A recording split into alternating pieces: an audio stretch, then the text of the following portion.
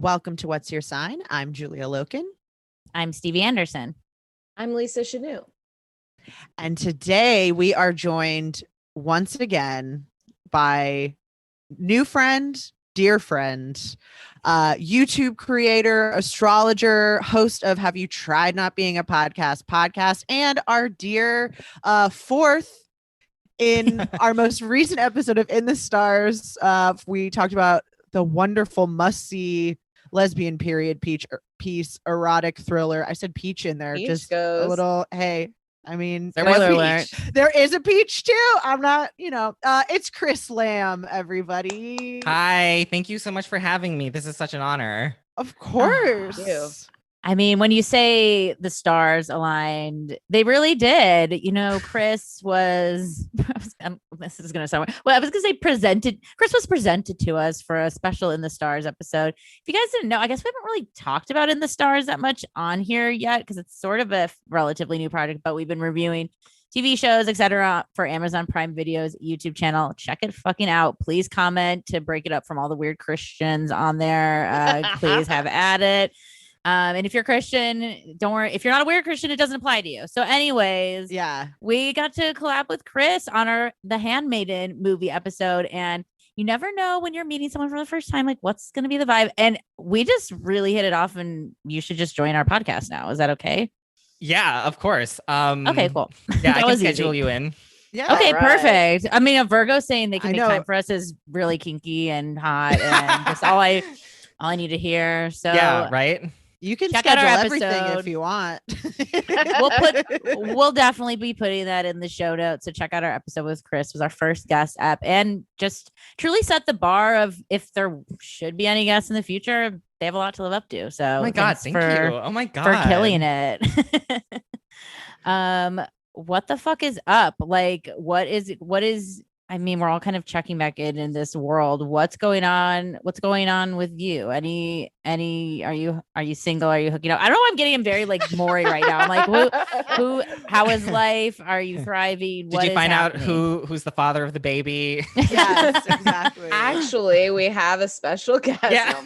Oh, whoa. Have you how has it been? Have you been out into the world? Is I would say like yeah, it's funny because I feel like the first time that I finally like ate at a restaurant again was because of Cute Boy. Ooh, okay. And of course, because this is my luck, I found out that he is moving to Philadelphia for med school, like literally in a week. Wow, So doctor, you say? I really know how to pick him. yeah, I don't know. That I feel sounds like- this is Sounds like a challenge and sounds kind of no, I fun. was gonna say same thing happened to Jessica Simpson when she met her now husband. He had to move to go do business school. And wow. I mean he didn't but Who's But your now husband? it made them realize that they loved each other and they wanted to get married and all that. So maybe if you keep seeing this cute Philly med school person, they will decide that they actually want to drop out of med school and just like be your house partner. Honestly, that would be amazing. I mean, like I wouldn't put it past my Venus trine Saturn to like make me wait for that long. I like And, that. Yeah. And also, yeah, I mean, like, you know, I'm on dating apps. I haven't been in a relationship in a very long time, actually, Venus Saturn. And I'm trying to like find a good balance between like, you know, hooking up when it's needed but mainly focusing my efforts on relationships because that's really what I ultimately want. I have been talking to dating coaches a little bit, which has been really cool for me. And I am also like starting to, just like do more research on like how to snatch a man, basically. I like literally, kid you not, like I am about to go to a pool party on Saturday, like a big queer Asian pool party, and I'm super excited for it because I want to invest more in community and make more friends and that just sounds fun and hot. Yes. And that too. And I'm like, we're hitting the subscribe button. Please go live Yes. while you're there. Oh, I might. Yeah. I mean, Yes. honestly, I should, because like I was gonna say that I am so like gung ho about attracting more people and attracting men into my life that like I have been so rigorous with my dieting and my workouts these past 2 weeks. It's only 2 weeks. I don't know if it's gonna make that much of a difference, but like, But you'll feel Gotta it. start somewhere. yeah. I like, think that stuff does matter, even if you're just saying, like, I'm choosing to be rigorous because I know that there's this event and I want to come to this with it. That feels like ritual, or it's like the blessing. Sometimes I think all of these things, can skew either way if you're also doing it in like a punishing way, but I think in a way where it becomes ritual and preparing you to go in knowing that you are like anointed in your 2 weeks of work. Yeah. I think that always so translates. earthy. You're talking dirty to my Virgo right now. Yes. I'm just freaked out that I like came in so hot asking about your dating life when I have like no actual context clues. I was just Oh no, but let's go. But Yeah, you've let's been go deep but you've fast. been putting in the work, which just speaks to, maybe it's also, we're both Cancer rising, so maybe it's just like, what are you doing? Who are you fucking? Are you and it sounds like you are you actively dating coaches and rigorous catch a man routines is like, this is, I mean, I know like hot girl summer, hot boy summer, but it sounds like you're really investing in that mode of life right now. I think that's exactly why you knew to come in hot with the questions about it, because you're just oozing dating energy right now. Yeah, you are oozing so. dating energy right now. Yeah, like Venus in our first house, right? Like, yeah, like What? I've been like on my shit when it comes to like eating better, dating coaching stuff. Like I am also finally seeing a provider about getting my supposed ADHD handled. I'm on Lexapro right now. Super excited about that. And I'm also working out harder now. And I'm also, I went on like this 3-day binge on skincare YouTube. Like it was just it was a lot. You're doing everything. Well, all the glowing. plates are full. Yeah, you're You're glowing. also glowing. Thank you. And it's showing. And who knows who might be listening to this podcast who's like, That's what I'm saying. You know currently what? That's true. Googling, That's true. Slide into the DMs ? Also, Yeah. you transiting your first house, I wanted to bring up that it seems that you use whole sign, which love. We're Placidus, but we're switch, as you say. Oh, I mean, like it's whatever. We play Yeah. ball.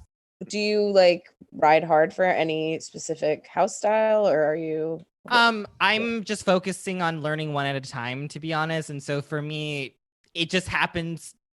Hellenistic happens to be the one that I fell into the most easily, because I mean, like most gays who are into astrology, I learned more about astrology through Chani, and Chani uses whole house signs.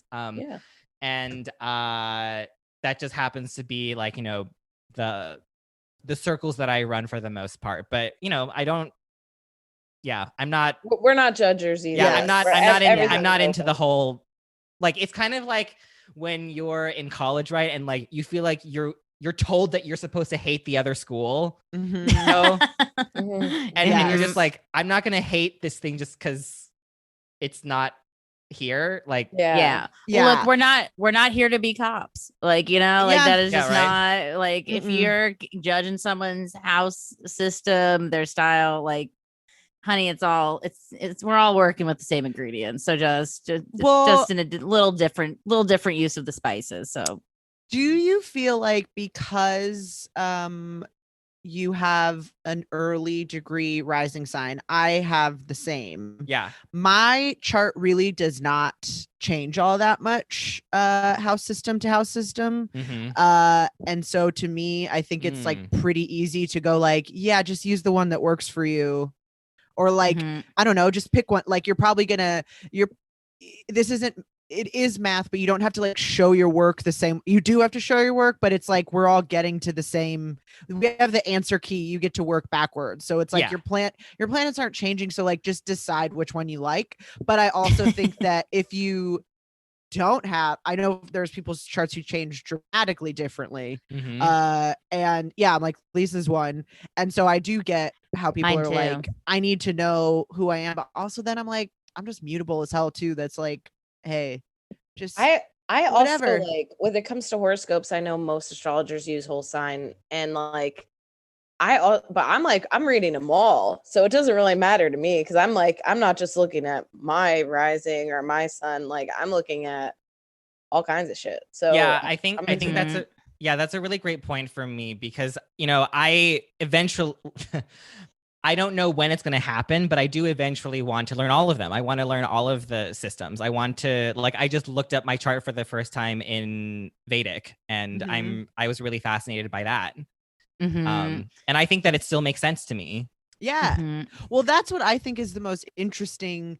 I think this is like the I guess philosophical difference between like what you're looking at in astrology anyways, where it is like, well, how actually I don't think it refutes anything. I think it's more interesting if we can get to the same answer a bunch of different ways, or like totally figure out how do these actually connect instead of going, oh, this is right, this is wrong. And I think that there are some people that are looking to astrology to be a stagnant, this is a yes no answer kind of place, or like, what is this date, what do you want, like when will this happen, what is this, which and I know that it might just be that we're both mutable, but like to me that really sounds like a fool's errand, because like this is all like intangible stuff anyways, so like I don't know like what that is really. Right. Yeah. It's pattern making. We're all just, and it's like what I always tell people when they're kind of, oh, when you talk, it sounds like so woo or wow or crazy or whatever.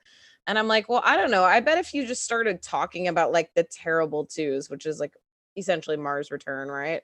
Yeah. If you just started like talking about that as it was with someone who had no idea what the terrible twos were, and you're like, yeah, no, it's like when your kid gets real cranky and starts throwing fits, and they're like, what do you mean? Like, but it's, you know, it's just we map the patterns a different way than other people do. I don't know. Yeah. Well, the finiteness of it all. I think, Julia, we were at the bar the other night and with friend of the pod, Kira Tapeborn, and like we had some bros come up and be like, so, you know, the stars mean I gotta like, you know, kick my mom out of the house on Friday. And it's like, yeah, exactly that. That is what nothing, it's all poetic interpretation. Anywho, if you life is so not yes or no most of the time, there's just free will and suggestion.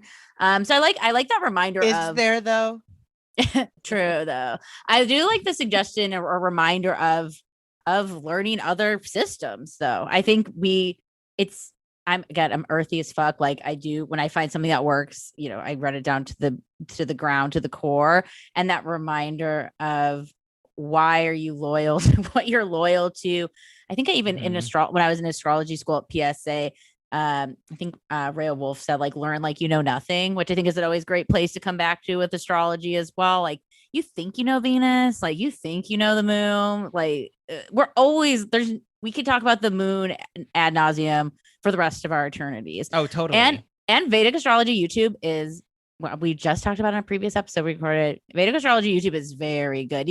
I don't really like too much lecture-y stuff, but that's like something that I get into a meditative state. I can really just listen to it because there is something about like seeing what crosses over of what you might know as a maybe modern or Western astrologer or whatever, whoever you are listening, and seeing like, okay, I don't know what that word means, but what they're talking about sounds like this that I am familiar with. And it's like when you realize like Spanish and Arabic are pretty fucking similar languages. Yeah. So Jupiter and Pisces is hell right now. Mike fucking drop. Well, that's also, I think this is an important reminder of systems and looking at things too, because I think, like you said, when we're talking about astrology, we are talking about I don't want to say made up things, but we are talking about abstractions and ethereal and poetic and metaphorical. We can also talk about very literal things too. but at the same time, like it also is just kind of teaching us how to talk about things. Yeah. And I think if we apply that same thing to, well, there are also people who can like only see people as the role that they play to them. So it's like, you are my mother, you are my boss, you are employee, you are someone you are stranger or whatever. And if we can't realize that like people also can be put through different systems and viewed in different ways and are different people to someone else, and I think just those ideas of like flexibility and not getting too, even if you're familiar with one, understanding that someone might be looking at it different, and it doesn't mean that it's wrong. Yep. Whoa. How did you get into astrology? I mean, I know you said Chani. Yes, it was a mixture between. I mean, I think watching Sailor Moon definitely set myself up for it. I know that a lot of people, especially in my circles, that have the same story. I would also say that I initially was into tarot more. And I think it was from from this one date that didn't go well, where this guy like showed me my chart for the first time. It didn't go well, but we haven't talked since, but it's fine. Thanks for the chart. Yeah, he did his job. Yeah. Saturn trine Venus. He did his Yes. job. Thanks for clocking in, showing the chart. Now get the fuck out. Yeah. And then one of my friends, Crystal Dwan, who has been a really good friend to me for the past few years and has been very supportive of my quote unquote spiritual journey, ninth house stuff happening to me. She also helped me get into it a lot more. And it was, I casually studied it because I wanted to really understand what my chart was. And, I bought a workshop from Chani here and there. And it was only like in the beginning of the pandemic that I started studying like really rigorously, where I was like, I was going through a lot and I really wanted to just do something for myself, and learning about something that I don't expect to make me money was something that I really wanted to do for myself. And magical stuff, like I, to a degree, always modulate between like not believing in magic and then believing in magic. So yeah, like it was this funny combination of like learning more tarot. I took Susan Chang's self-paced course. It was amazing. I also bought her book, also great.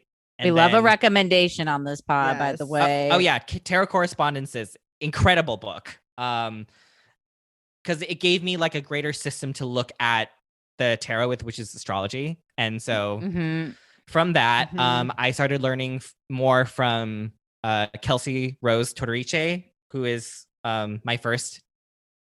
She will always be my first. And I also learned a little bit from Oak Astrology. And it just kind of went out from there. Like I also joined Kira's Patreon for a little bit, and she funnily followed me, and I was like, I didn't know that you did this with your patrons, but thank you. Like,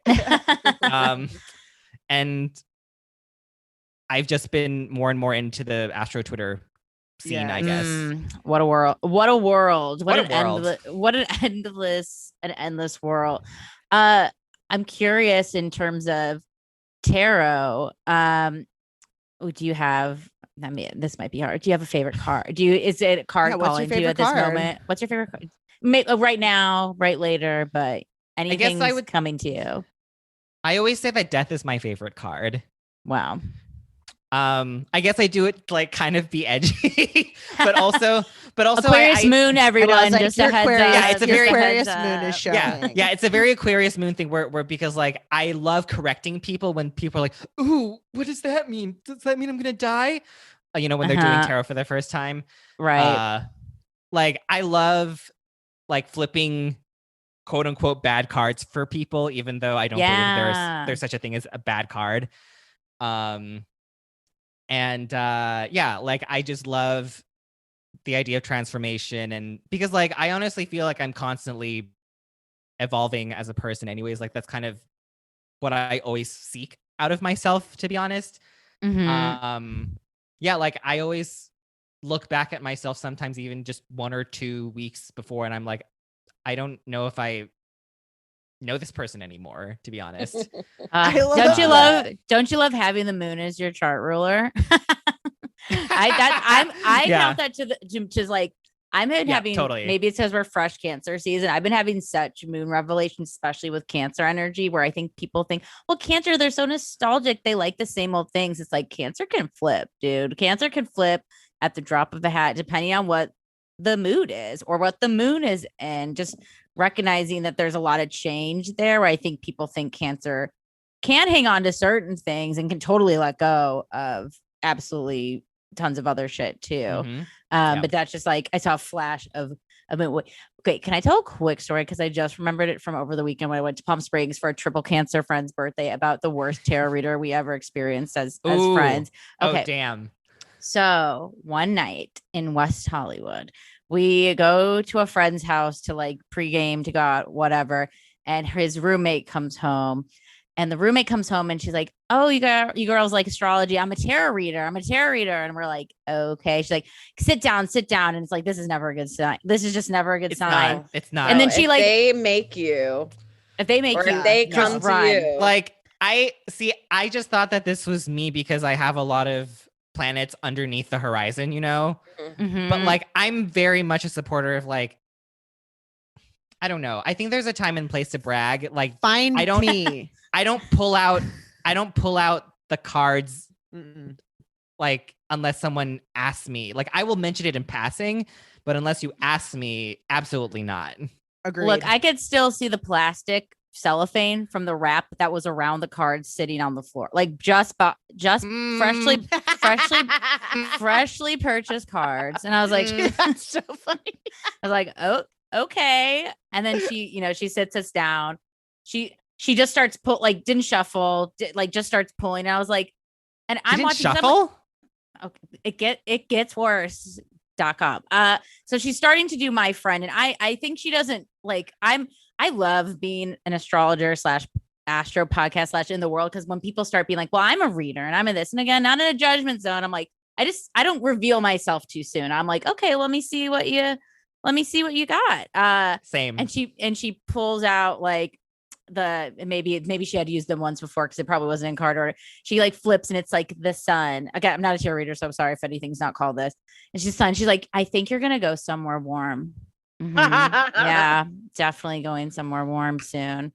And like then would just flip like the Chariot's like, you should get your oil changed. It was just like it was just so like I could. It was just a like A to A, baby. Just the surface you could read. But again, play with your cards, have fun, but maybe don't like force someone into a reading. That's truly, I don't even think that was a reading. That was like, I want to look at my cards for the first time and I'm going to force you upon this because I'm drunk on like expired for loco. So like, come through, bitch. Wouldn't you accept it though? Had she been like, oh my God, you guys, I just got tarot cards. Can I try them? Yes. Very different phrasing. Wouldn't very that different be phrasing. So much more fun. Yes. I can support that. I can support that naive, playful energy there. But no, she was already the expert. I'm a reader. Yeah. I'm a reader. Hang on. Let me peel the price tag off of the cards real quick. Okay. Now we're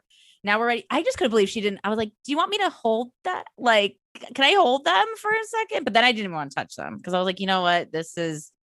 I'm just going to excuse myself. But we were reflecting over that on the weekend because it was my friend's roommate. I was like, what happened to that girl? I was like, I have no idea. She moved out one day and never saw her again. I was like, she probably went off to read tarot. Now she is tarot. I was like trying to come up with a famous tarot name, but head astrologer for co-star. No, I'm just kidding.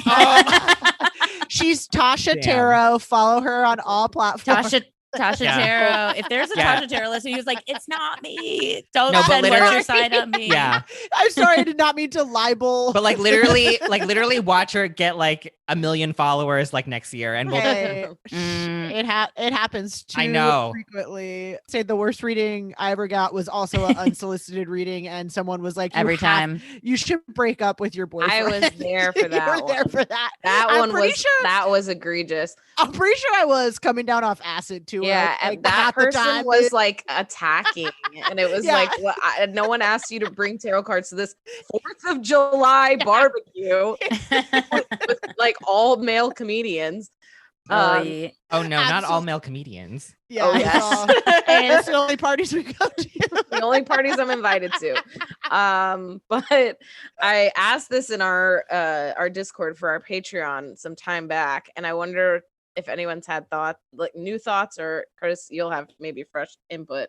I Sure. saw that they rent tarot cards at the library. How do people feel Oh. about using a deck that has been used by many hands, or may have been used for good or evil, or we don't really know? How Yeah. do we feel about that? I feel like there's Wow. some historicalness, some kind of cool energy to it. Yeah. Also a little bit of, I don't know, vibes. So Mm. I love it. Me, I love it too, because you know what, if you're using the library, I probably like you. Like if you're using, like, libraries should flourish. I don't know. Were I they- Here's my I- question. Were they in any kind of like walled off Special sect? section? Yeah, no, I'm thinking of like a sec, because what else I imagined was young people, like kids or teens, being able to find a tarot deck and like be like, oh, I want to like see if this is for me. I Mhm. don't know really where they live, because I found it during COVID where it was all Got it. online stuff searching. Yeah. So I don't really know. I didn't check them out, but also Got I it. would, but I didn't. Okay. Thoughts, Mhm. Chris? I'm an either or kind of person, because I think that I almost agree with Stevie, because I'm like, you have to be a very special person to even know that you can borrow tarot decks from a library, because I did not know that was a thing. I Mhm. thought it was just books and not like in magazines, like not decks, like stuff that you can like lose and stuff, Yeah. individual Mhm. pieces. Oh yeah, so easy to lose. That's something that just gave me an irk. Like, they're probably missing the Love cards. it. Mm-hmm. Bam, I count my cards because I'm so afraid that I accidentally lost one all the time. It's not fun. Virgo. Yeah. Virgo Mercury. Because then like I'll end up like questioning every reading that I do, because like, well, it was missing that one. But anyways, so because I do think that it is important though to cultivate a relationship with that deck though. And so for Mhm. me, that's kind of, I do understand the value of like actually having your own deck and kind of being like, this is my deck and this deck is talking to me, and I don't want this deck to be exposed to other people. But also like, I don't want to be so much of a stickler of people being like, oh, well, it's tainted with other people's energy. Like I get it, but also I'm like,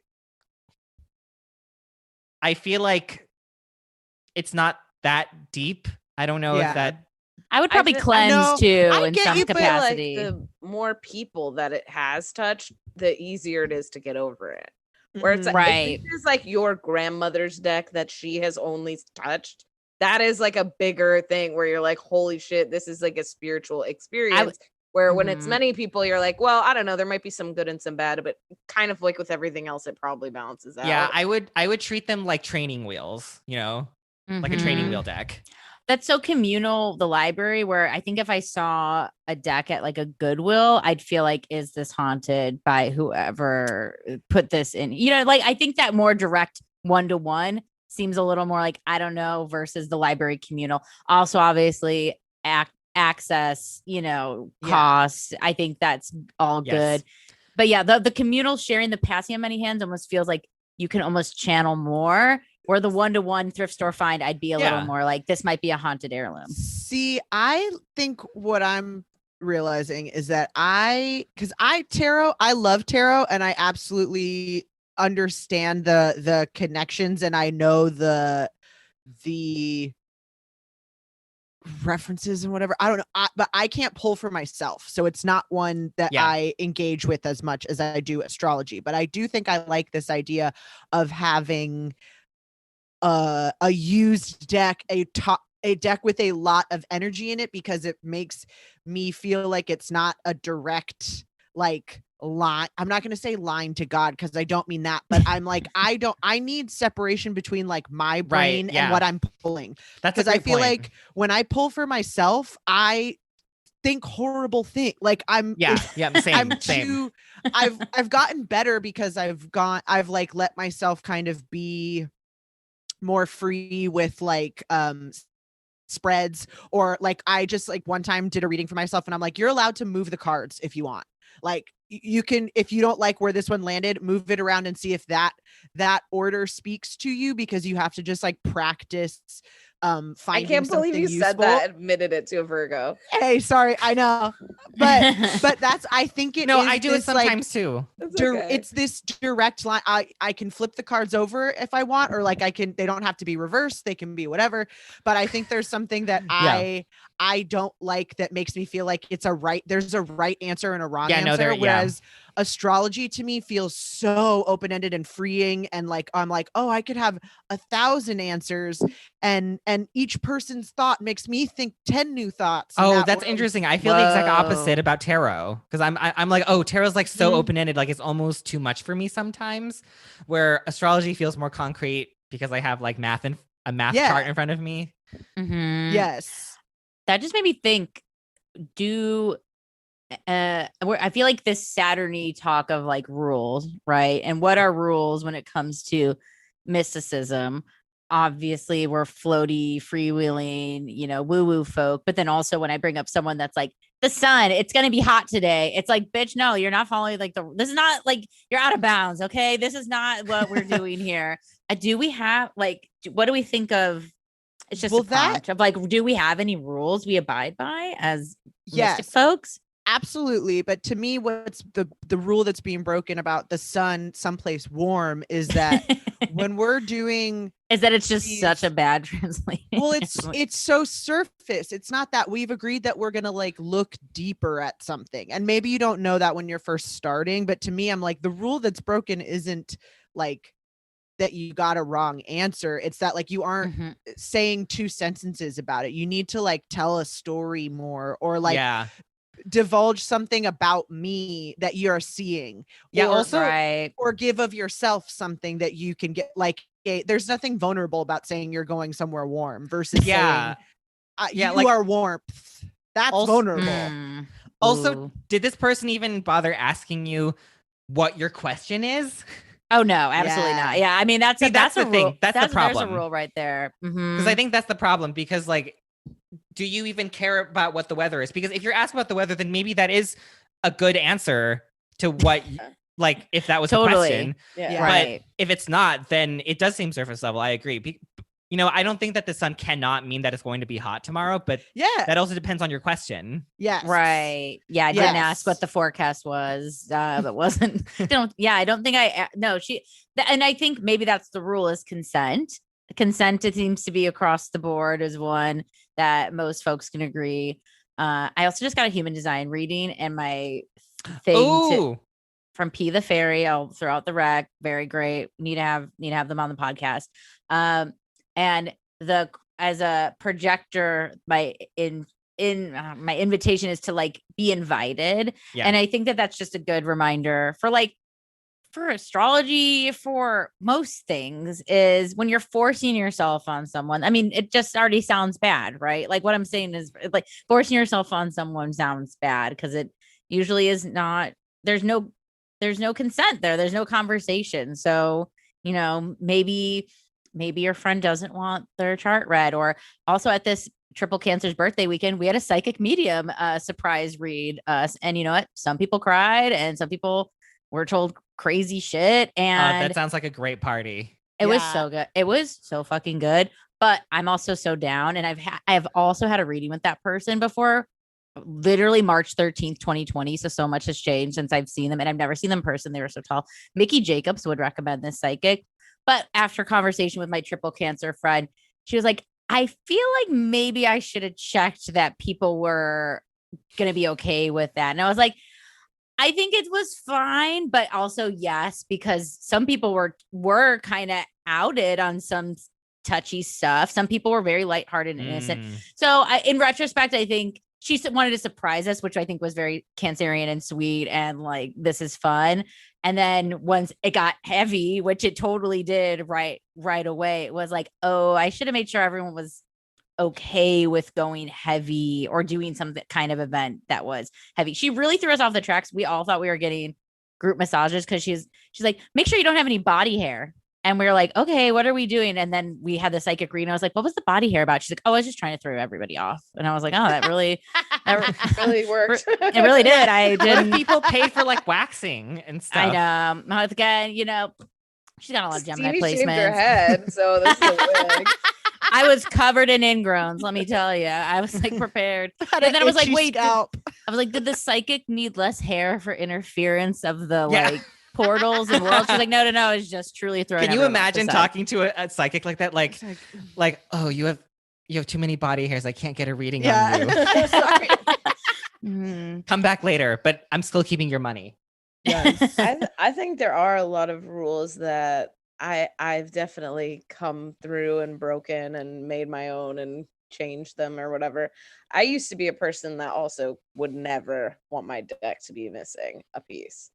And now I do a lot of alters and stuff. So I take them out. And that was always really anxiety producing for me in the beginning of like, there's something not whole in that package. And I don't like that. But that's the point of the altar, is to focus on the one thing that you're trying to focus on. So that has helped me kind of break that. I am also a late night like worrier before bed.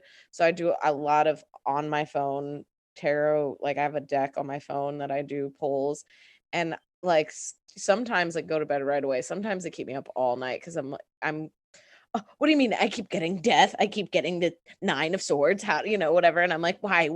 And it's because you keep fucking flipping, because you keep doing it. What do you mean? Why? You're crazy right now.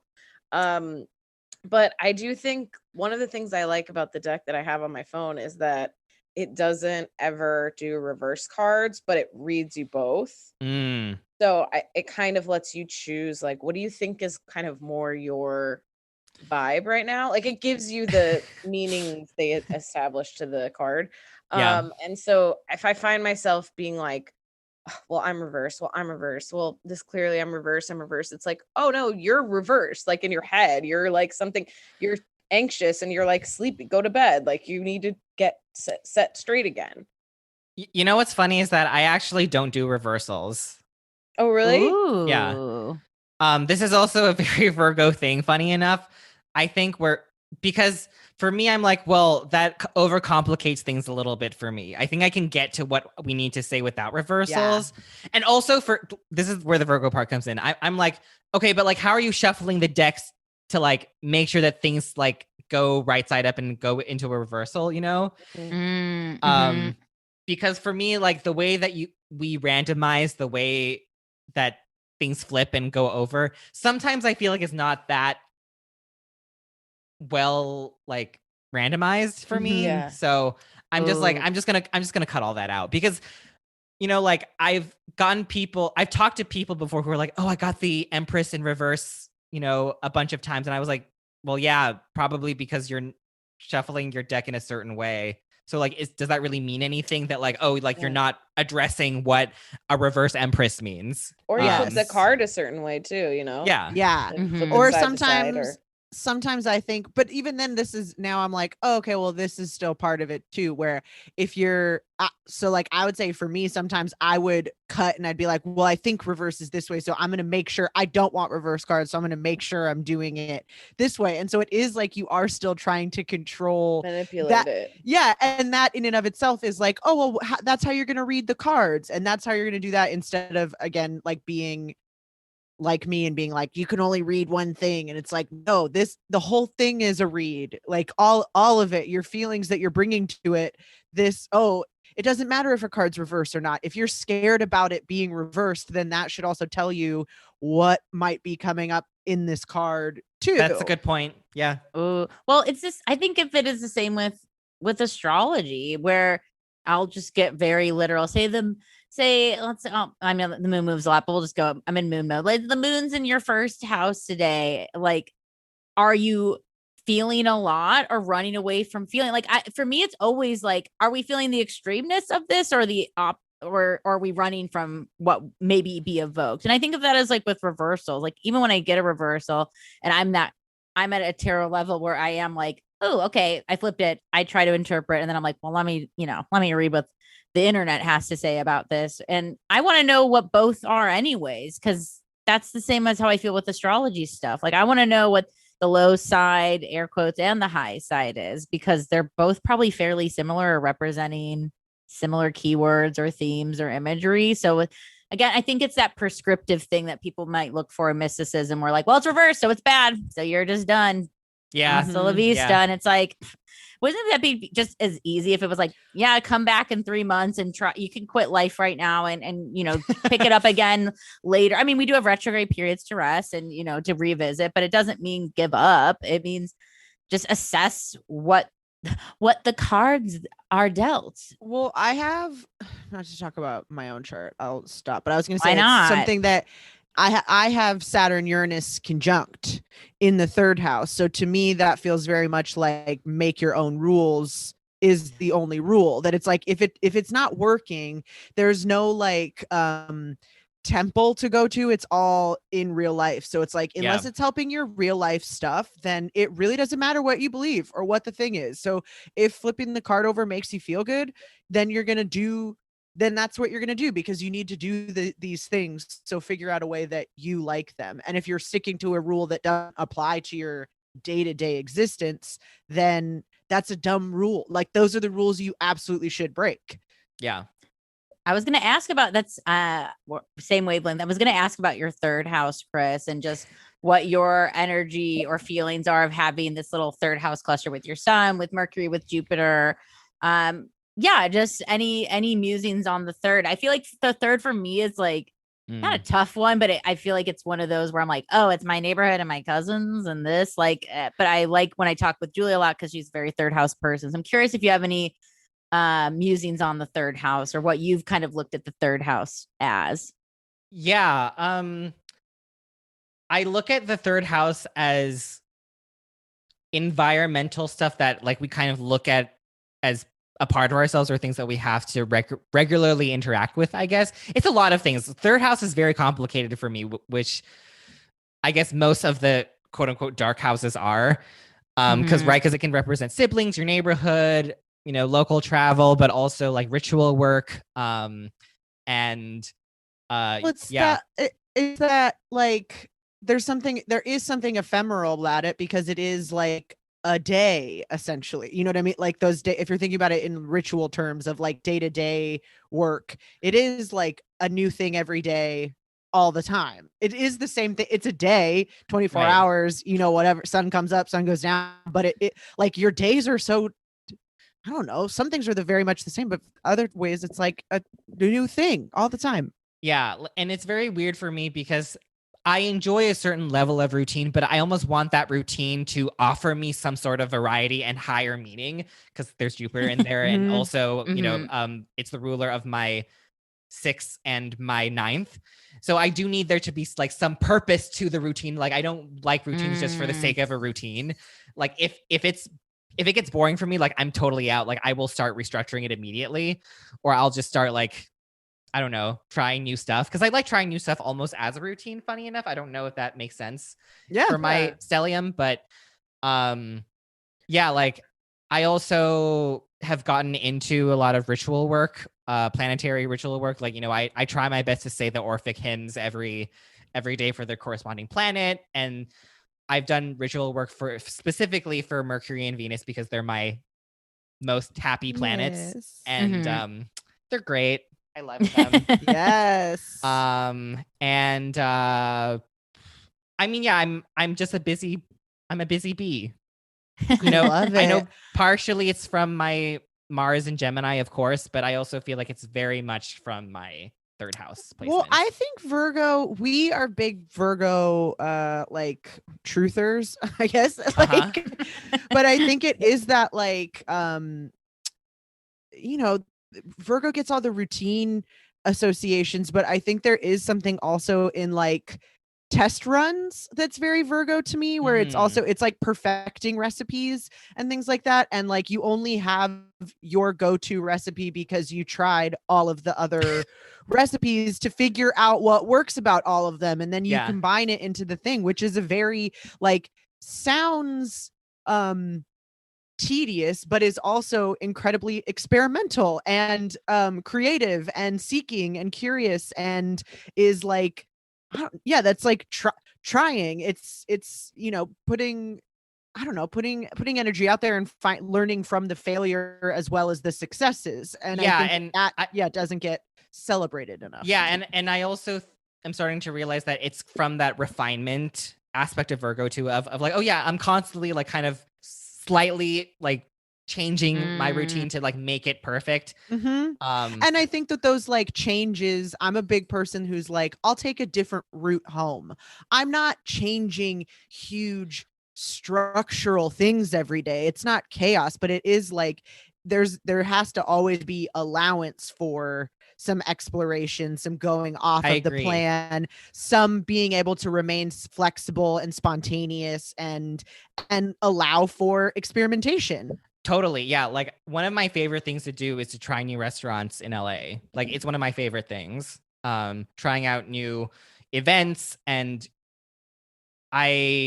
because it's funny because with the knowledge that I gather, one of my favorite things, it doesn't happen often, but when people are visiting and they're asking for recommendations, like I'm like, I got you. I got bookmarks. I got lists. I've starred Google Maps up on here. I know when I'm in. I know when I'm near something. I ate. Wait, what have you had recently that's really good? Any recommendations that pop to mind, food wise? I haven't tried anywhere new lately, but I've like little Tokyo places like for ramen. I've been to Tsujita finally. I love Tsujita. Here. It's so good. Like it's. So good.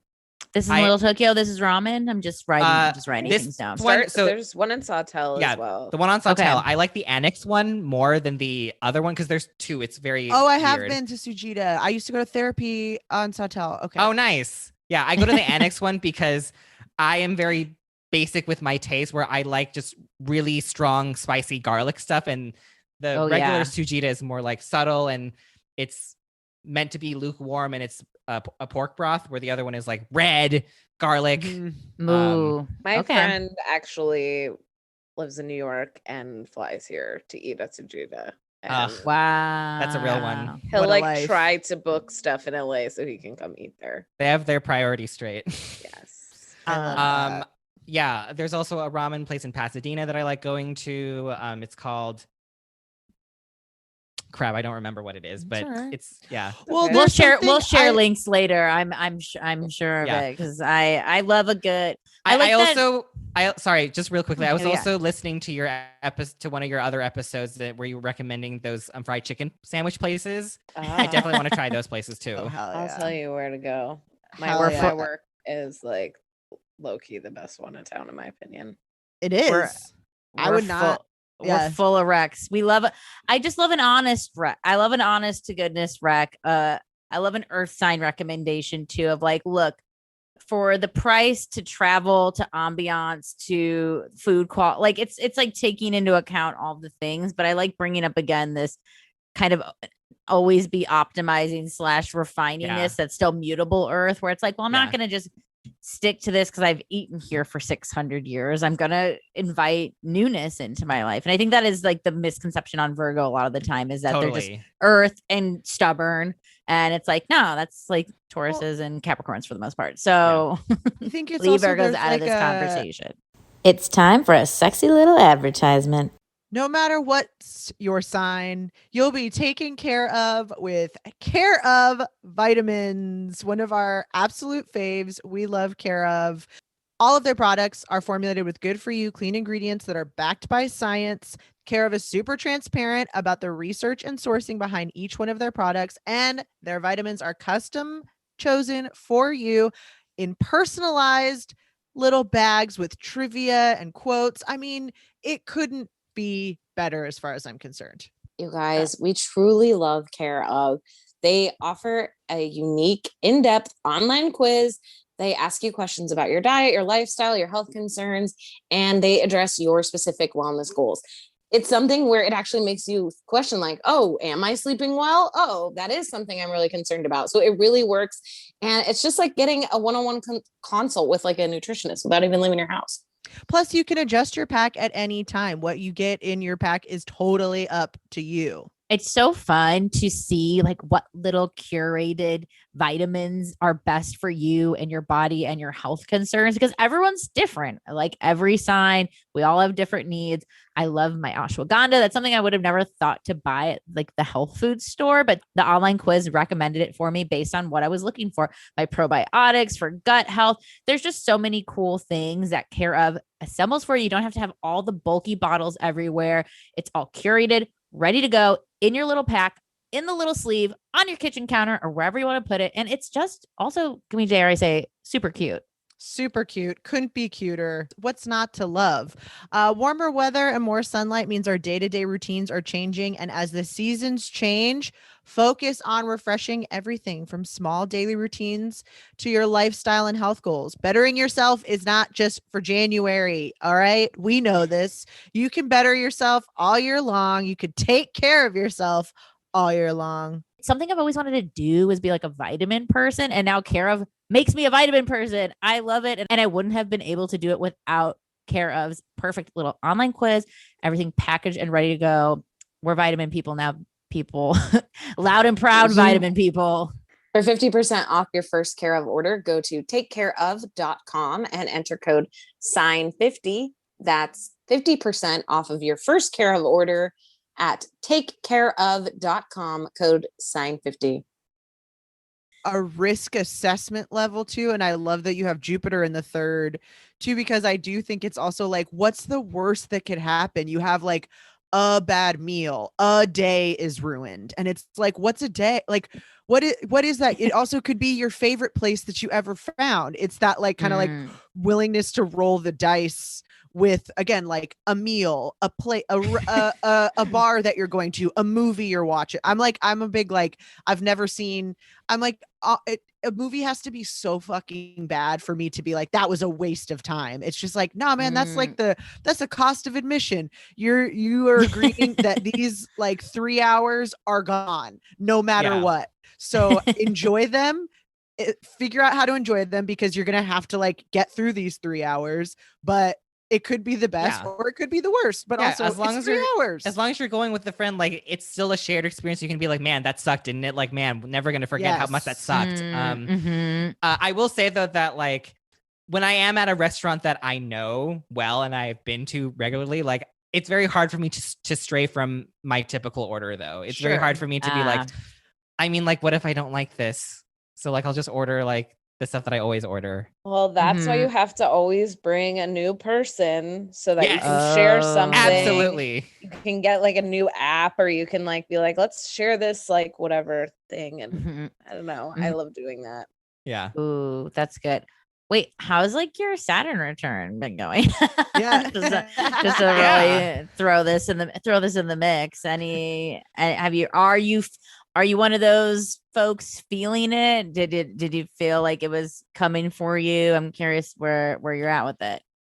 Yeah, I don't know if it's because, my moon, is quite close to Saturn, is separating from it at my birth, like, thinking about it in the way that it is kind of already carrying the lessons from it away from Saturn. I haven't been feeling it as badly yet, but I know that I have plenty of months left to feel it. And it's, if we're going with Hellenistic stuff, it's my malefic out of sect, and so it's supposed to be harsher for me. But also like it's softened by Venus, so I don't know if that helps at all. I think maybe my Venus work has been helping. I was advised by Diana Rose Harper, who is incredible, to engage in beauty in both my Fridays and my Saturn's Day as well. So I've been using like Sailor Moon ColourPop glitter every Friday and Saturday, which is what I wore for our Amazon shoot. Yes. Like I took a very long time deciding what I would do to engage beauty on Friday and Saturday. Because I really wanted it to be like really true to me and not just like, oh, I'm just gonna buy like a painting and look at it for like Yeah. right. Something that you would Mhm. use. Well, very Virgo, like in something that you would use, something that would be yeah, a it part of the sounds- part of the routine and ritual, just to go back Yeah. to these keywords that kind of come up. And I think Aquarian too, of like authentically Yeah. Oh, expressed and like not the I don't know, like not sorry Libra, not like Libra, it's like it's that like fixed air shit. Yeah, like I didn't want something that was just like here's a poster of a painting and like I just stare at it like Mhm. You're like, I'll get the Mona Lisa by the end of my Yeah. Saturn return. yeah. And like I would almost say that I feel like my career has been leveling up and that's been really amazing for me. Like I've been securing contracts that I didn't think that I would ever be securing.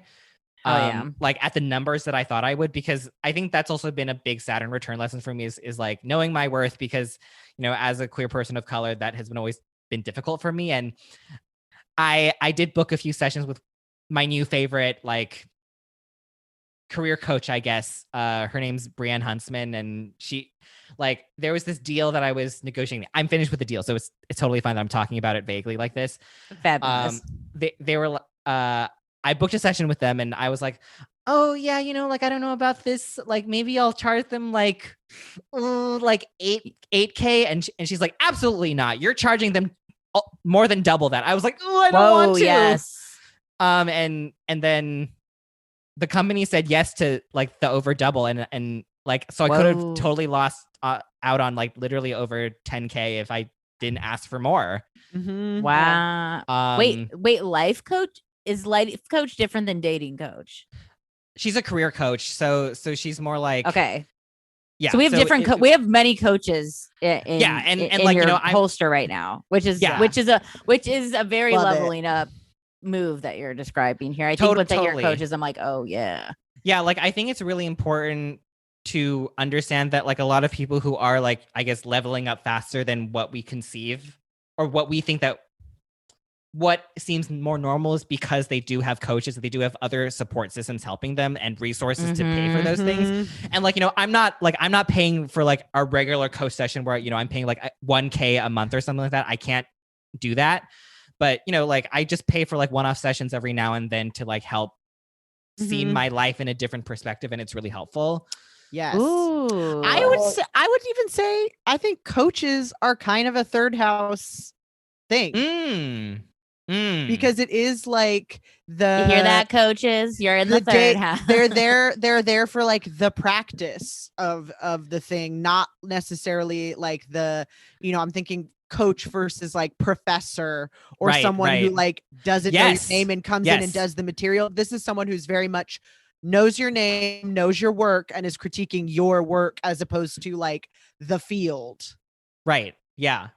Yeah, that's a great point. I would say like it's both third house and 8th house stuff. Like Mhm. like Yeah, that other people's stuff. intimacy, Other people's yeah. stuff. Sharing of Mhm. knowledge, and also the fact that Saturn's in my 8th house. So Yep. There Well, we go. I noticed that you have had Jupiter transiting your moon and it's retrograding, so it'll go back maybe all the way. How do you feel about that? I feel like I briefly looked at planets in transit and it mentioned a time of kind of self-security, feeling good about yourself, but also like kind of seeing where the past has gotten you to the present. And since we do have like the retrograde Mercury retrograde shadow period happening as well, have you been focusing on that, or do you just feel like you're go, go, go?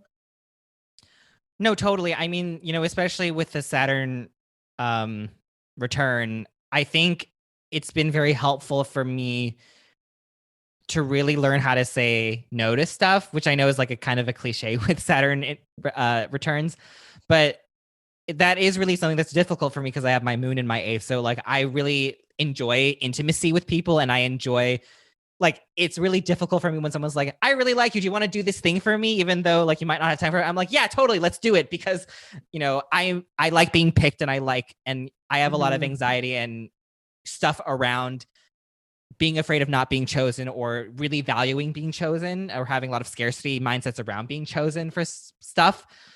But yeah, no, like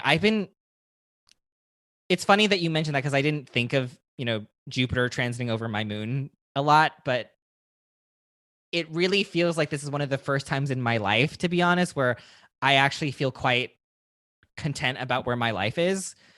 Because You're here talking to us. You've been chosen.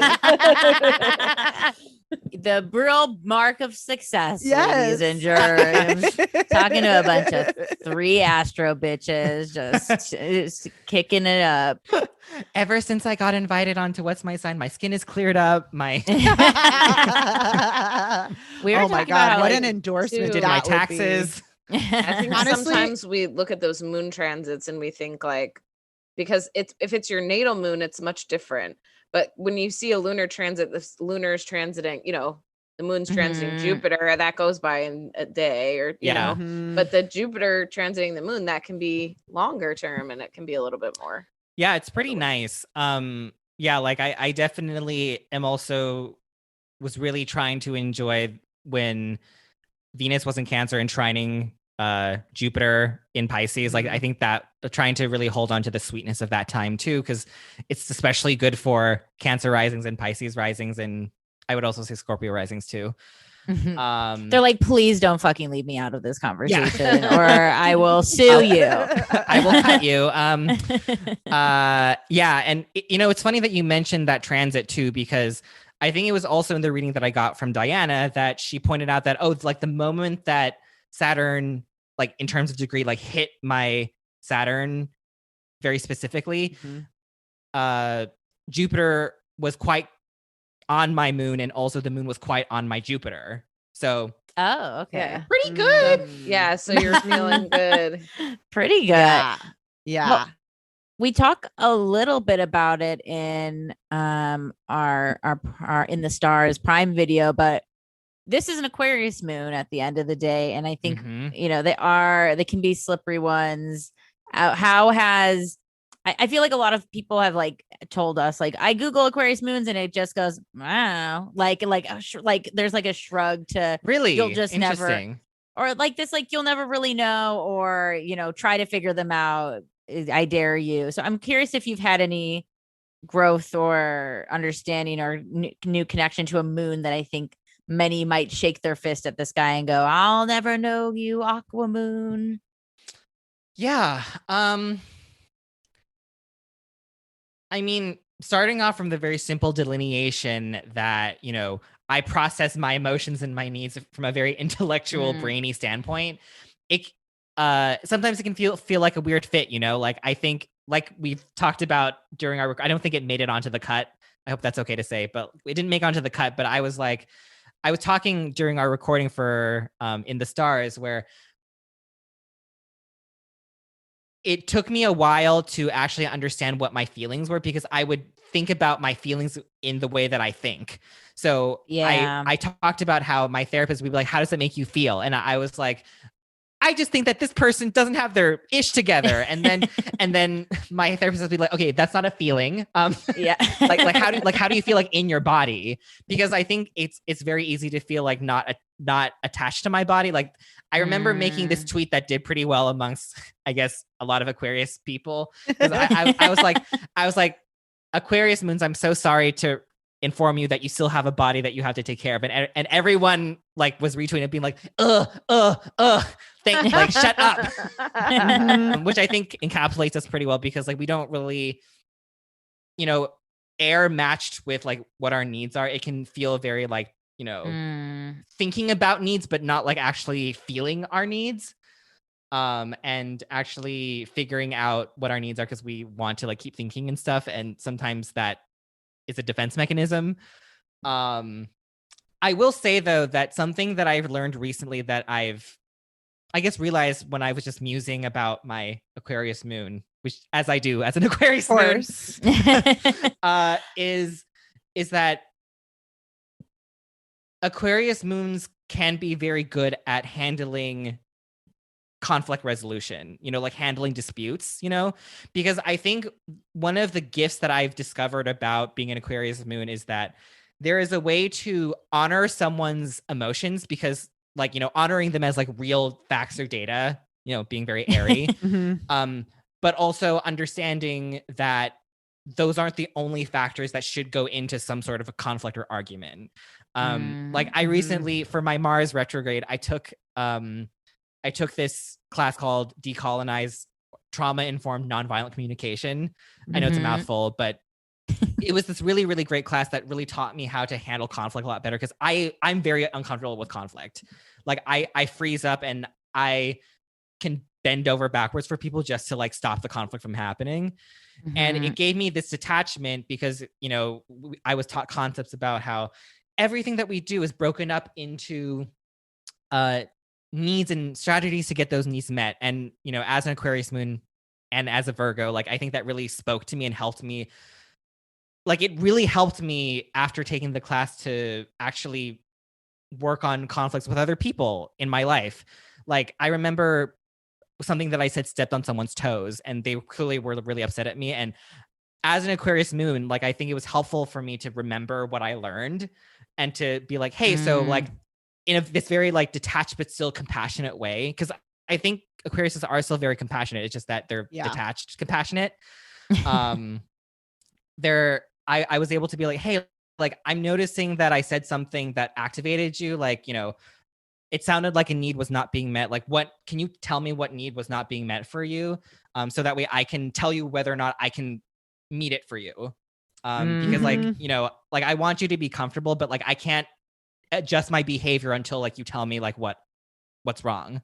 I think it's just I think that's so beautifully put. And you're right that I think that the compassion is there. It's just not the same like emotional or like physical reaction. It's not reactive in that way. And I think that is kind of like it just is making me think of like real fixed qualities, where it is this thing where it's like, no, I'm not going to just be reactive all of a sudden because I'm thoughtful about no, I'm thoughtful about this. I'm thoughtful about relationships. It doesn't matter what you're bringing to me. I am fixed in this capacity where it's like, I process my emotions through an intellectual lens and I can't not be thoughtful about them. And I think people want you to be, because a lot of people are less principled in their emotions, less Saturnian, less intellectual, certainly intellectual and communicative, but it's these things of like people, I hate to say, let their emotions get the best of them, but I think it is like, that's the thing that we don't like about fixed sign energies, or feels how do we get it? Where it's like, I love that. Yeah. How do you not ever like play yourself in that way? And it's like, not because I'm fixed. Yeah. And don't play themselves. Yeah, and also I was going to say that like I do play myself in just the opposite way that most people do, right? Like because I say all the time to my friends and my therapist, I feel this way and I know that I shouldn't feel this way, when that's bullshit. Like I should be allowed to feel whatever I feel. Yes. Absolutely. Ooh, yes, exactly. Should. What a word. Yeah. No, but I think that's good. And I think that also a lot of people just haven't been taught that you can validate your feelings are real. They are not, I like how you said that, not the only source of information and not the only thing to be taken into consideration when we're dealing with the situation, when we're making decisions. And I think a lot of people just have been so not taught to hold their feelings the way that Aquarius does too. I think for other people too, a lot of people aren't used to hearing someone acknowledge that you can understand that they have a need that needs to be met, and you might not be able to meet it, but you see it and you want to hear about it and you understand it. I don't think people have a lot of that in their life at all. And I think that can be really triggering for people in a way that's not intentional. Like you're doing the right thing, but because people then realize how many times that hasn't happened in their life, I think it can be really disorienting for folks. For sure. Yeah. I think like the vase can hold a lot too, and I think of Aquarius as like sometimes I think of like a pot, like a terracotta pot, where it like absorbs some of the water itself. But sometimes I think of it as that like hydro flask where you're like how does it fit so much water? Like, it feels like there's more water than like It's still cold. drinking it all day. And like, there's still some, like, it can hold a lot. Yeah. I don't know if maybe this is also because I'm moon ruled and I'm an Aquarius moon. Like, the pot overflows plenty of times. Like, of course. I've cried uncontrollably after holding in a lot. Yes. Not in a volcano type, not in an explosive volcano type of way, but literally, like, I've broken down, not in a finite number of times where, like, I was being too rigorous or hard on myself or too Saturnian with myself. Which, yeah, it's funny that we're talking about metaphors, because I really liked Austin Kopic's comparison where he's like, oh, it's literally a cloud, like, air, like it's a cloud where like it holds moisture, but it has to like release eventually. Mm-hmm. And it's funny because, yeah, like, it's not like I don't cry, like but it in a very Aquarian way. I find myself crying more at like big world events than I do with like my own stuff. Mm-hmm. Like, when tragedies happen, like, if I don't know, when the pulse shooting happened, like I cried. Like, yeah. Yeah. No, I think that totally makes sense. That was a huge one. Yeah. That was a huge that was a huge one. Yeah, obviously makes sense for very obvious reasons, but I think also that idea of like understanding, I think there can be something not trivial about a single person's pain, not because their pain is trivial, but because it's like, well, every existence is suffering, everybody feels pain.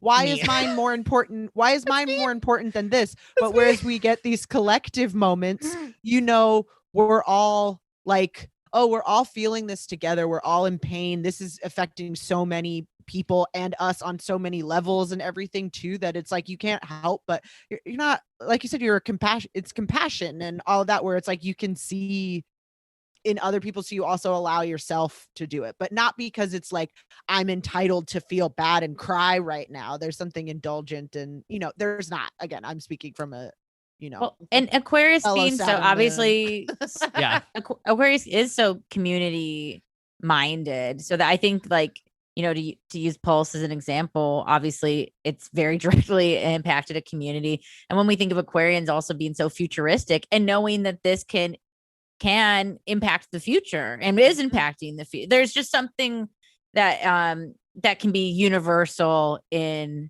like, that connects on an individual in the universal, right? Well, and obviously that was like tragic as fuck. So like I don't know, having that vessel too to express feels very Aquarian, like having the vase as the vessel of like, can I cry into you? And it's like, yep, I'm here, I'm your crying vase, so like let her rip. Well, it also, I feel like we were saying too, in terms of like, what are we taking into consideration here? A big mass event like that is not a subjective emotional reaction to a thing. It's an objective awful thing too. So it is also something where it's like, oh yeah, this is absolutely, have your feelings about it, and absolutely we should take this into account because it's data.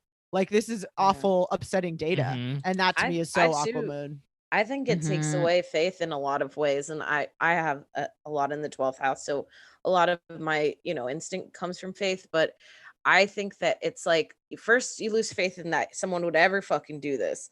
You lose faith in humanity. Then there's that hope that almost grows where you're like, maybe now things will change. And you kind of know that, like, they're not going to take away the guns. They're not going to stop hate. They're not, like, I think that is also so sad to me. That moment of being like, it doesn't matter, like, it's just this like, should be so selfish. Yeah. Yeah. It's funny that we're going in this direction, because like, I think I was thinking a lot about the Capricorn new moon, because I think it happened around the same time as the Capitol Hill riot. I felt so invested in talking about that, because I think for both Saturn ruled planets, like, I think there's a very special gift in, like, having a Saturn, like a malefic ruled moon, even though people are like, ugh, about it. Well, I think for it, I'm very thankful. Yeah. Because I think there's a gift in having a moon in that position, because the way that the epiphany that I had when I wanted to talk about it was like, I think there's a gift with those moons to, like, to be okay with things not being okay. you know, Mhm.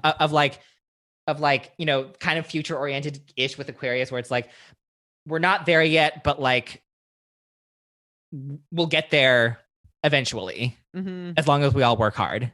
Well, and you're certainly not going to get there without hard work and being uncomfortable and doing those things Yeah. too. I think that's Mhm. like the thing of like, we're definitely we're not there, and that sucks, and and we won't ever be, so we might as well try, Yeah.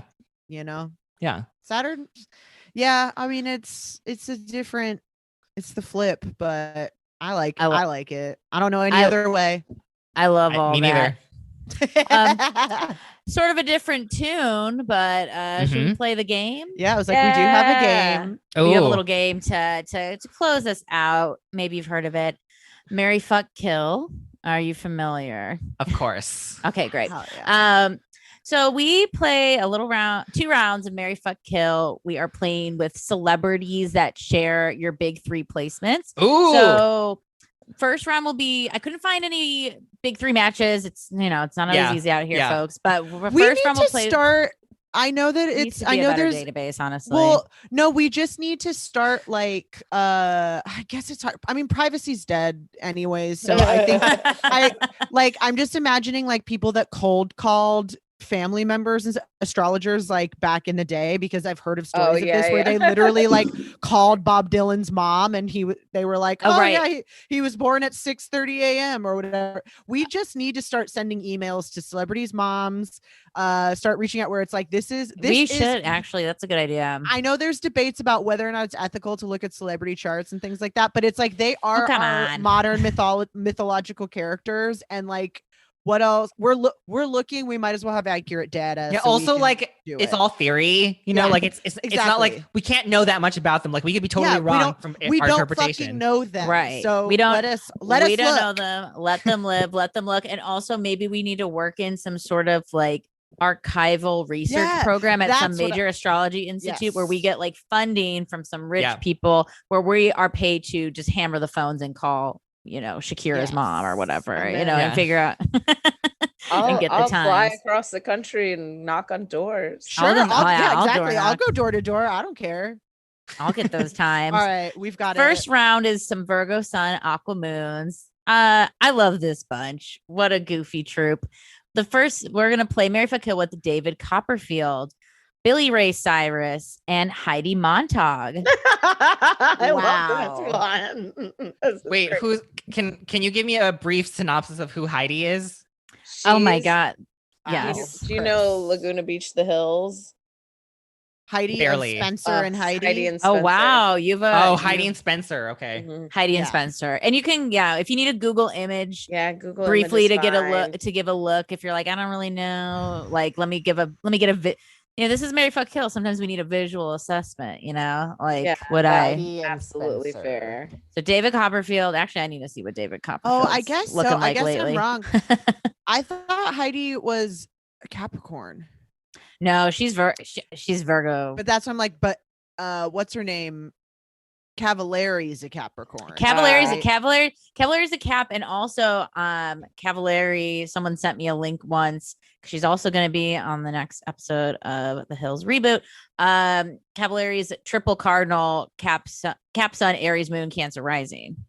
Dang. Okay. Hmm. Okay. Yeah, just some fun Hills Laguna Beach facts for you. So yeah, Heidi Montag, famous from Spidey and the Hills, but we have David Copperfield, Billy Ray Cyrus, Heidi Montag. This is so wow. This is a good bunch, but I kind of low key don't like any of them. No, that's why yeah, it's that's so- kind of the that's why it's thing. so That's kind of the good. That's why thing. it's Just good. making sure. Just making sure. Yeah. Sure. Okay. We're not like all David Copperfield heads over here. No.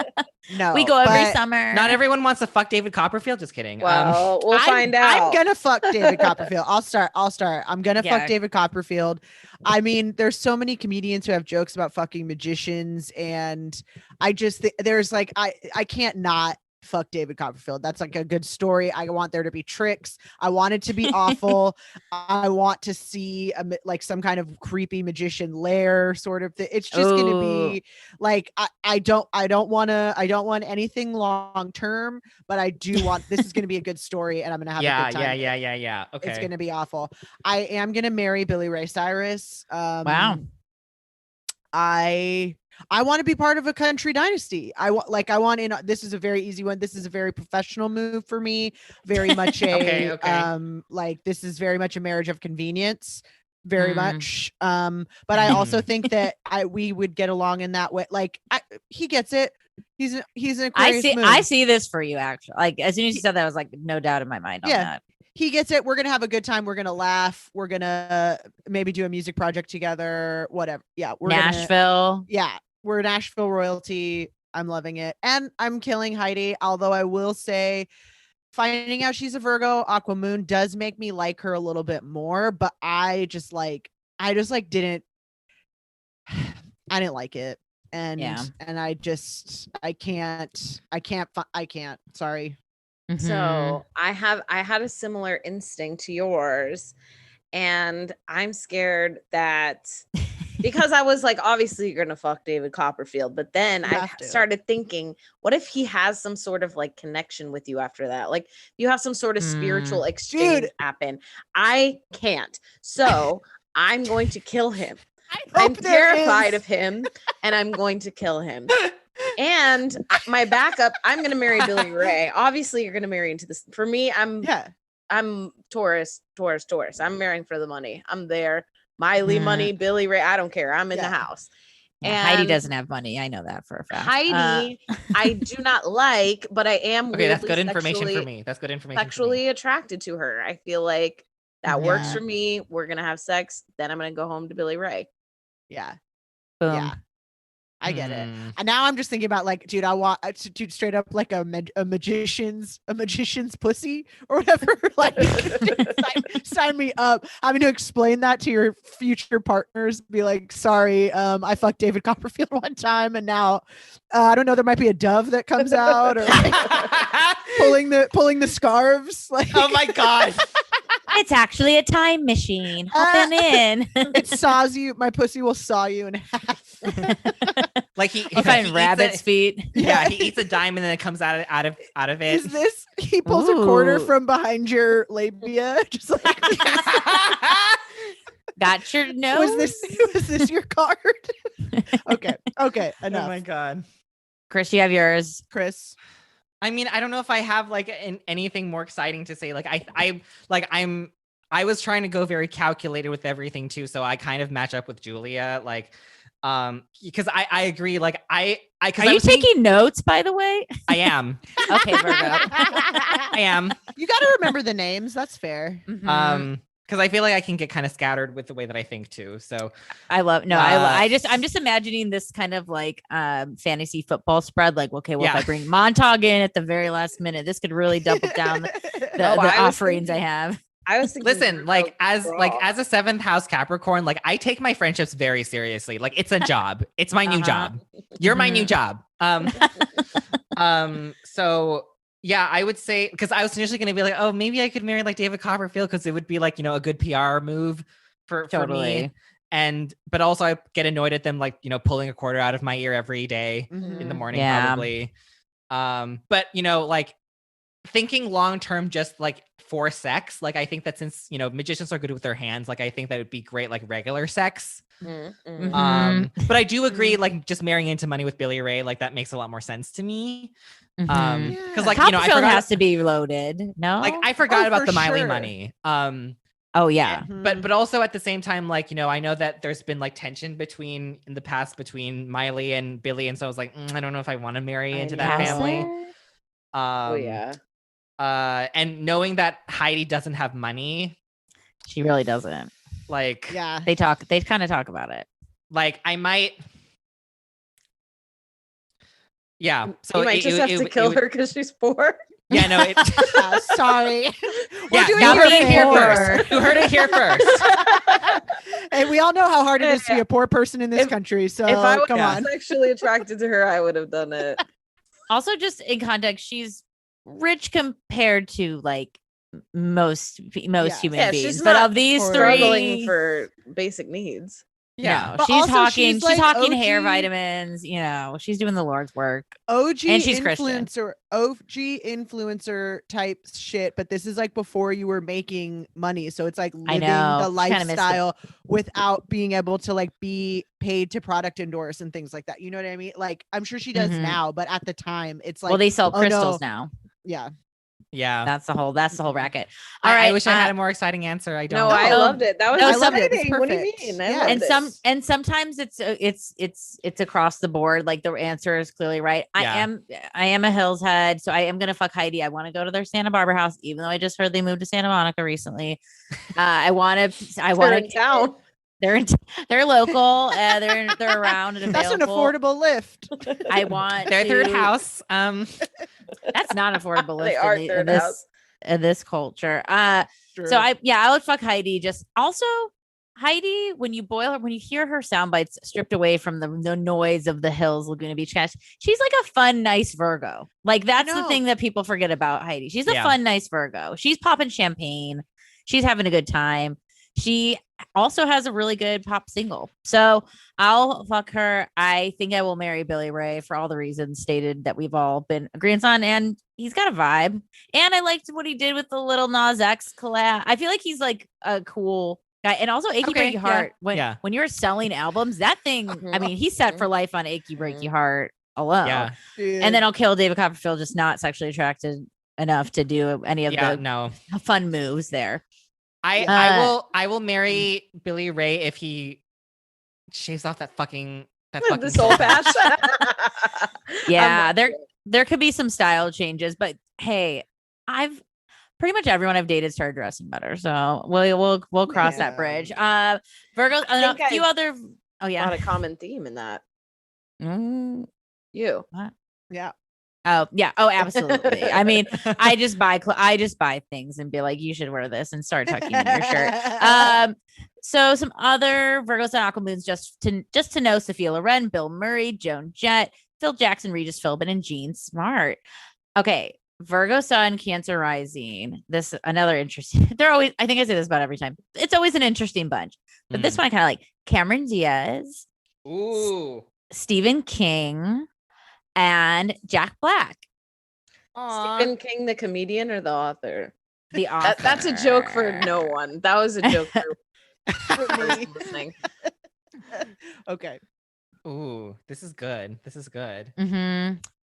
Random, but it's that Cancer Rising, right? Random, but I don't like. There's a likability across the board that we're just like, Yeah. familiar. Ooh, some familiar faces. Oh God, I'm so torn between marrying Stephen King or Cameron Diaz. Mm. It's The tough. question we ask ourselves when we wake up I every know. morning. Yeah, I know. yeah. It's tough. It's tough. When we get our cootie catcher out, Yeah. which one will I pick? She loves me. She loves me not. Mash, you're okay. You're gonna marry Stephen Yeah. King and live in a shack. Dude, that tracks. It's very Stephen King. You're gonna have 20 million grandchildren. Because I mean, like, he must have a lot of money from all of those books, For right? sure. Like, Definitely Oh, the for richest of sure. the And of the all three. of the like shows and movies. Yeah, with the licensing. options. Yeah. also, Oh. like, I'm a morbid person. Like, I love his books. Like, I would love to just talk about society and like dark shit Mhm. all the time with him. Pop in Twitter if for all the Twitter Mhm. fans. Yeah. Too. Oh Stephen yeah, King's his Twitter's always great. always going off on Twitter. But also, like, Cameron Diaz, like, Eternal Babe. And I Yeah, mean Jack like- Black while we're here. I know, Yeah. tough. I know. I know, huge fan. This is this is Alright. maybe one of the hardest ones we've ever done. This really is a hard one. I'm still. Is anyone who's ready? I think I can go. Chris, are you All ready? right. No, I'm not. I'm not ready. Okay. I will never be ready. You will. I Okay, that's the end of promise. the episode. Yeah. Everyone have a great night. Bye. I'm sorry to do this, Uh-oh. but I think I am gonna kill Stephen King. Wow. Okay. I think I am. I think that he is gonna explore death and love exploring that, and I think Wow. he'll be. I in was gonna another say, world. I was gonna say he would have liked going out like that. right. He would. He Mhm. would like in a Mary it. fuck kill, as he always kind of Yes. envisioned for himself. And also, I feel like we're going to have probably the least to talk about. I have read a few of his books, but I'm like very scaredy horror person. Like comedy horror like makes me have nightmares. So I feel like his house is not a place for me. I am going to marry Cameron Diaz because I mean, come on, icon. I just watched My Best Friend's Wedding again. She's so good at that. So charming. Plays such a fun version of that character, like 20-year-old engaged character or whatever. I don't know, incredible. That laugh. I mean, we all love that laugh. The convertible, everything. And I'm gonna fuck Jack Black. I mean, I'm a comedian. He's a comedian. I've slept with enough male comedians. It's put another notch in my lipstick case, and hopefully he'll book me on a show. He's just a statistic to you. I love that. Yeah. This is getting so Virgo. I'm just, I love it. God, man, you really painted a picture for me of being married to Cameron Diaz. And now I'm remembering all of those like peak Us Weekly tabloid pictures where she's like surfing in the morning and paddleboarding. And Don't stuff. forget she owns a wine line right now. I know, like she has a vineyard. Her name from, it's something from My Best Friend's Wedding. Yes. It is. Yeah. No. Yeah. Kimmy? No, it's Kimmy's wine. Kimmy? No, it's something. No, the song she sings, or it's something. Oh my God, I love. What is the wine called? Well, it's called like Aline or Aileen. It has like a Abilene. That's where she's Abilene. Or That's she the like name of says it. she says we went two-stepping in Abilene or something in the movie. Dislocated her pelvis. Low key.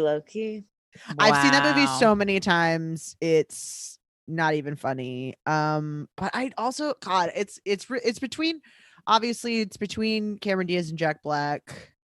Yeah, maybe it is. You know what? No, you sold me, because now I'm gonna Virgo it and know the things where you're right. I know Jack Black would be fun, but also like, I don't know. He's like the performer in the house. You know what I mean? Like he's gonna be not in a bad way, but it's like, nah, man, he needs someone that's gonna like let him go be him or whatever. And I just think me and Cameron would have a really fun life together. And I love this like I'm trying to transition into a more outdoorsy kind of active, but like fun, like picnicky active outdoor, not like punishing physical activity outdoor. And I feel like she's the partner I need for that. And then I'm gonna kill Stephen King. Yes, exactly. But like with nice charcuterie and stuff, like like my idea of camping is like sitting on my backyard with like a wooden board. Yes. Yes, exactly. There's a lot of like gauzy fabrics and things, and we're drinking the wine, and we're hosting dinner parties and events and food and beverage thing. I'm here for it. And then Stephen King, I think we have to kill Stephen King. It would be like, it would be his honor. That's what he wants. Mm-hmm. He's a writer. He knows he's the right choice. And if we had the opportunity to like, he's going to fucking marry Jack Black and Cameron Diaz. Yeah, it's true. Like we're idiots if we're like, actually I'm fucking Stephen King. It's like, come on. Well, you never, but also fuck Stephen King. Yeah. Hey. I mean, that would be such a great story, right? To be like, I fuck Stephen King. At the same time, I totally get it too. So, all right. I'll throw in, I think I'm on the same path as my cohorts over here. Love your work, Steven, but I think if he died he's done it. He's done it, folks. Yeah, he's done it, folks. Cameron Diaz, I mean, I make her signature Cameron Diaz corn snap pea salad all the time. So I'd love to just be married and eat those roasted corn snap pea salad. She totally turned me on to like really nice salt. Like I love Cameron Diaz, that laugh. And also, I mean, I think she'd be thankful that we're taking her away from Benji Madden. So that's, I wanted to marry as a youth. I mean, wow. I would marry and fuck and absolutely not kill that whole Madden's with the Nicole Richie, Cameron Diaz in-laws circle. That's the reality show I need. And then I would fuck Jack Black. Jack Black's hot, charming. I remember, I feel like a couple months ago, it was like everyone's like, wow, I didn't know Jack Black was hot. I was like, yeah, fat men are also hot. He's got great energy. He's just a good watch. The Holiday, everyone. Oh my God. Speaking of Cameron Diaz, The Holiday and Jack Black together. Wow. We're gonna have to look up Wow. like the date, release I date. love or The announced Holiday. date. Yes. Love The Holiday. You can watch it. Here's a tip. Any time of year, folks. It's all It's good. true. Let It's it so into your good. life. So that's my results. Chris, I hope we didn't scare you away from Stephen King. Yeah. If you No, want to no. fuck him, please. No, I'm marrying him. I'm fucking him every day. Yay! All right. We I want- clap. Yeah, I want his money. I want to talk about dark shit with him all the time. I want to be the Yeah. inspiration for his next book. Okay. Yes. Okay. The Chris you know, Lamb Diaries. Yeah. Respect. And it'll be called like I was gonna say Silence of the Lambs. It's not that, but it'll be like Yo, Lamb- I lamb made that to joke the before. I love that. Lamb to the slaughterhouse or something Yeah, like yeah, that. yeah, and yeah. and you'll be like, that's me. Yeah, kind of like how Taylor Swift writes about her exes, like Yes. but better. Yes. Yes. Yeah, and Stephen King, he is getting older, and so like I'll be able to inherit his money and get me like a young guy to to pay a young guy to be my husband after he's dead. Smart.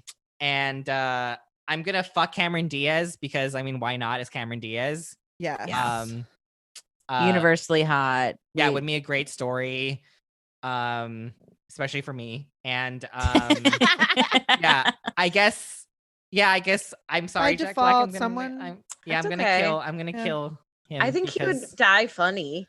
He would do Oh, a yeah. funny Yeah. thing, so that would be fun. He would do that like cartoon thing where he like dies and then like comes back. You like leave Yeah, the yeah. room and you'd be like, ah, a bunch of times. I love the idea of like Chris Lamb, Stephen King's widow.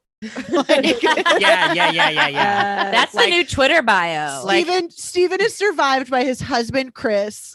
Yeah. Like- Like best believe that I will invite the tabloids to the funeral. And Yes. I will wear like my entire arm will be like gold, Yes. like gold Mm. bangles. I love Yes. it. And I'll just be like, oh, I'm so Yes. Yeah. Sure, King of Kings. I love that. I love it. Some other Virgo Sun Cancer Rising. This I thought was interesting. So for the horror fans, maybe take a look at these charts. Just Ooh. do your bidding. But Mary Shelley, the creator of Frankenstein, also Virgo my Sun God. Cancer Rising. I know. I was Love like, that. well, look at that. And then but she was making me think of like that Virgo Mercuryness and also Cancer, kind of knowing like what in real life would actually be absolutely frightening. yeah. Also, we have Kiki Palmer, Twiggy, Jennifer Tilly, Lily Tomlin, and Hank Williams. So what a neat Wow. little bunch. What a love- great love that. group. Very We have great great group. cheekbones. We have great cheekbones. Yes. Yes. I That's love where the that soft too. shell crab is stored. Yeah. I love that too for like horror stuff as being like, I look sweet, but I'm a Virgo. Like Listen, that kind that- of like knowing the Mhm. how you can be deceived. And there's nothing more terrifying than like putting your trust in the wrong. Oh yeah, like if you're Ooh. like using whole sign houses like that Scorpio 5th house, man. Like Mm, oh, Mm-hmm. Mm-hmm. hee hee hee. I'm scary. I'm scary. So but sweet. I love it. Chris, thank you so much for coming on. This was for having me. absolutely delightful. We could do this for hours and hours and hours. Completely. Come back. Yes, we'll have to have you Yeah. back. Yeah, whenever We'll- you want me, I will be here. Okay, We will- perfect. we will have you. Where besides with us on In the Stars, Amazon Yes. Prime, YouTube, breaking down the astrology of the handmaiden, where else can our listeners find you? People can find me everywhere using the handle One Winged Chris. That's one spelled out. I am trying to get back on TikTok. I've been taking a break because it's been a lot of work. And people can also find me. I recently modeled for Cloak's Pride collection, which is really exciting. You can find me Nice. on their Instagram. Don't worry about their website because everything's sold out already because it's Wow. Cloak. Uh, And But you can at least Yeah. see the hot pics. Like Yeah, that's check what out we're the here. That's what we're pics. here for. Throw me a like and a comment. I also was recently on But Why Though? They're a publication that talks about anime and comic books, talking about gay and lesbian manga. And Cool. also, as we've said before, you can find me as a regular host on the podcast. Have you tried not being a podcast? Yes. Great. Also, just great podcast name. Thank Great you. It was podcast my name. idea. It was my idea. Yes, Virgo. Yes. Virgo. Absolutely nailed it. Absolutely nailed this interaction. We're so glad you could do this. This was Yeah, awesome. this is a treat. Yeah, thanks so much for Thank you. having me. I really wasn't expecting to be invited on to like the podcast after the Amazon thing, but no, it Oh was my so God, nice no, of you we- to ask me. We Of became course. best friends. We all felt Yeah. it. We couldn't Yes. deny it. We're not gonna like foots around it. You know, we're gonna we're gonna do parties and things in LA. We're gonna have like a whole Oh my new God, life yes. ahead of us. It's just Yes. I'm Sure. excited. Just Yeah, let's get fried chicken just makes together. just make Yes. space in your calendar for us if you don't Yes. mind. I also again cap for my friends, like I take it seriously. Let's get things on the calendar. Let's start sharing, let's start sending events, calendar You invites. said that we were going to Anyways, do coffee. Where's the coffee? where's Yes. the coffee? Iced coffee, please. So we'll see you soon. And all the links will be in our show notes. So click all the links. Yes. Follow Chris, Follow, UBFF, Listen. fourth member. like, What's your sign? Aw. Like, share, comment. Thank you guys for listening. We'll see you next week. Bye. Bye. Boy. Bye. Thank you for listening to What's Your Sign. Please rate us 5 stars and subscribe on iTunes or whatever podcast platform you use. If you like what you heard, please support us on Patreon. You can also find us online on Instagram at What's Your Sign Podcast or on Twitter at What's YR sign_pod. You can also like our fan page on Facebook and join our friendship group. Questions, comments, concerns, or to book a commission chart reading, you can email us at what'syoursignpodcast@gmail.com. Thank you so much for listening. Bye. What's your